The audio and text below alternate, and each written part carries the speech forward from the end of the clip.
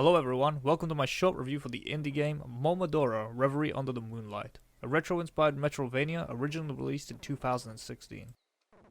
Reverie Under the Moonlight is the fourth game in the Momodora series. However, it serves as a prequel to the previous titles. You play as Keho, a priestess who travels to the kingdom of Karst to seek an audience with the queen in an attempt to find a cure for a corruption spreading across the land, and along the way you'll find several characters that flesh out the story.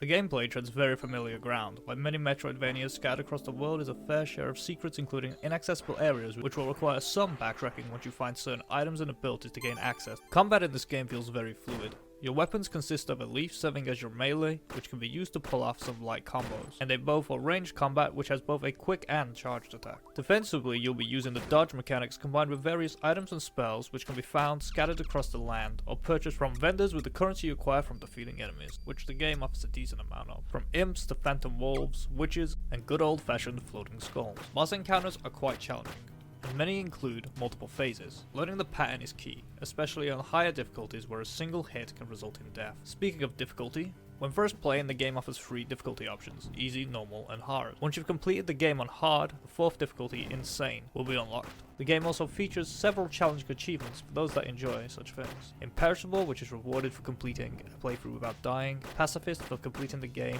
without killing any common enemies. These can be earned on any difficulty setting, but if you really want to test your skill, you can always attempt them on the harder difficulties.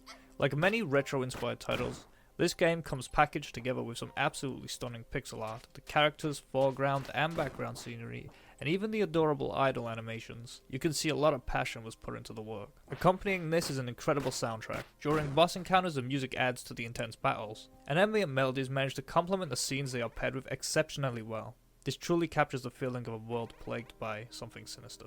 I feel like it's worth noting that the game plays exclusively in a 4:3 aspect ratio. While this didn't impact my enjoyment of the game, I'm sure some people will find the restriction less desirable. The game averages on around 4 hours of playtime on the lower difficulties. The replayability really comes down to whether or not you decide to play through on the harder difficulties and complete the more challenging achievements, which will increase the playtime to somewhere around 10 hours.